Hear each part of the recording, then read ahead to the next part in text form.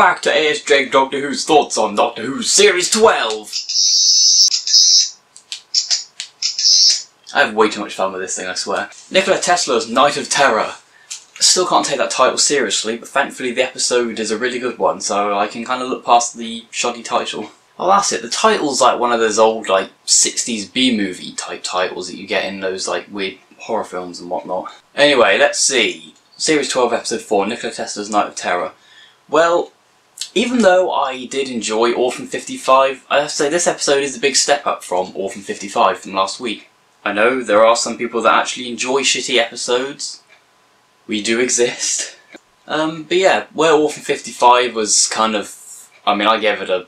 What did I give it? A 6? 6.5 at the most? Yeah, Nikola Tesla's Night of Terror is definitely better. I like historicals and classic Who more than I do New Who for some reason. I've never been a huge fan of the majority of modern Doctor Who's historical episodes.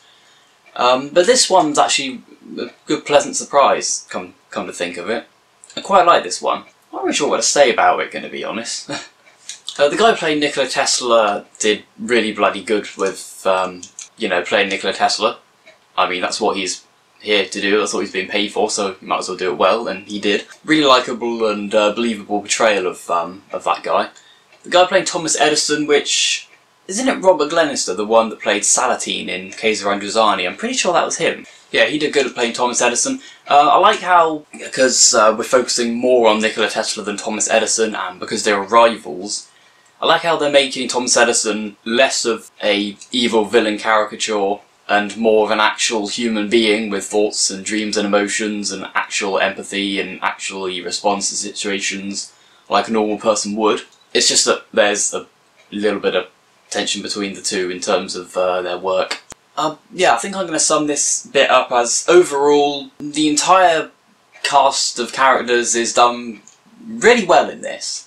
Really well. Give it an A, give it an A, give it a C, give it an E. What does that spell? Ace. Do I hear an ace returning? No, that's never going to happen, I don't think. Oh well, never mind, I can dream, damn it. So yeah, all the characters, great. Jodie Whittaker's carrying on with this really great version of her Doctor now. I think we continue to get this level of good performance from her this whole series. This will probably be 13's best series to date.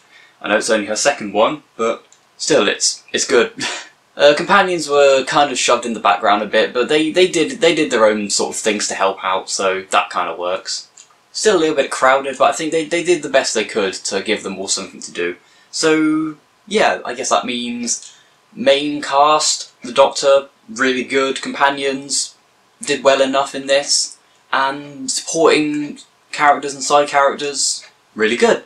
It's not very often we get a Doctor Who episode where every single one of the main and supporting characters are all top notch, but it's got to happen sometime, I guess. The main villains, I guess, kind of let it down a bit.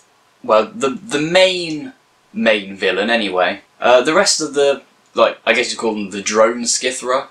You know, the Skithra that were just the regular scorpion things that shapeshift all the time, I guess. They were pretty good as, like, the sort of generic foot soldier type monster that serves the main one. They work really well. It's kind of creepy with how they do the whole body snatching shapeshifting thing. That was pretty cool. They probably could have done with exploring that aspect a little bit more, but I guess we've only got about 49 minutes of runtime to fit all this into, so, you know. So yeah, the regular Skithra, the scorpion creatures, they're pretty good. Interesting design.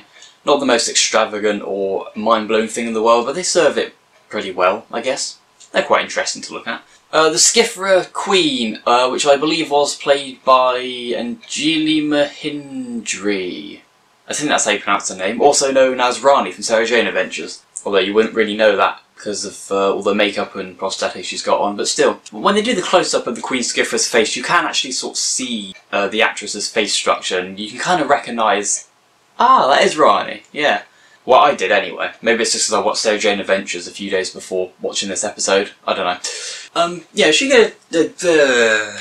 yeah, so she did a pretty good performance as the, I guess, the head of the villains. The main villain, we'll call it. The double main villain.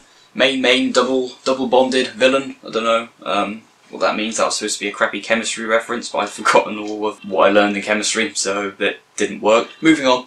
So yeah, gave a really good performance with that. overall the villains are kind of not very special, though that's probably what drags them down a bit. Interesting design, with the whole scorpion aspect and whatnot, sort of humanoid scorpion hybrid type creature for the Queen.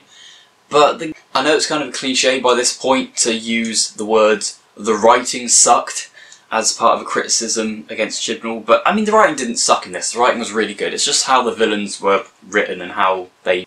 basically the reason they exist is just to be the bad guy and threaten Earth in this. Yeah, the villains aren't exactly anything particularly special in this. It's kind of your run-of-the-mill, bog-standard Doctor Who story where, you know, evil villains are like, "We're going to destroy the Earth and that shall give us something," or whatever. And in this case, they just want Nikola Tesla to repair their Lego sets. And I mean, if you really boil it down, it's basically just evil aliens that like to steal things, just want to nick Nikola Tesla. They want to nick Nikola... I'm sorry, I see myself out. Evil alien thieves want to nick Nikola Tesla to fix some shit for them, which I guess would be bad because they're evil, and if they have working equipment, they will make people's lives a misery across the universe. I guess that's it. So nothing particularly special. It's just your run-of-the-mill evil aliens doing some bad shit, threatening the Earth. Doctor and companions and side characters help to stop them. Also gives a nice little lesson about Nikola Tesla and what he did in his life, because apparently he's not that well known. I mean, I knew who Nikola Tesla was vaguely before this episode. I'd heard of him before. I didn't really know exactly what he did. I just knew it was something to do with like electricity and whatnot. But yeah, apparently not a lot of people have actually heard of him, which is kind of weird. I thought he was quite well known. But yeah, he's quite interesting actually. If I could be bothered and if I actually had time in my busy video making schedule, I'll go along and look up more about him, but don't know where I'm going with this sentence, move on.